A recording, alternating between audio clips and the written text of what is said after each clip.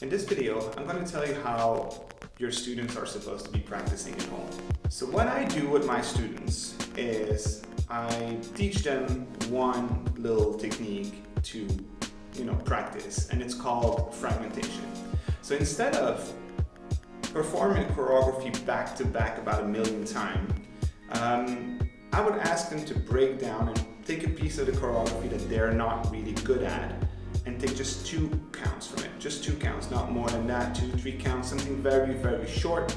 And I will tell them to repeat it over and over again until the energy, the amplitude, the sharpness of the movement, everything's in there. And then I would add a little bit after that. So I would do like 2 counts, practice, practice, practice, and another 3rd or 4th count behind it, practice, practice all together, and just leave it be. And I would take another piece of the routine that I don't know how to do, and then I would do the exact same thing, like a little piece, repeat, repeat until it's perfect, add on, repeat, repeat until it's perfect, and I would just work on the pieces of the choreography that I find difficult, all right?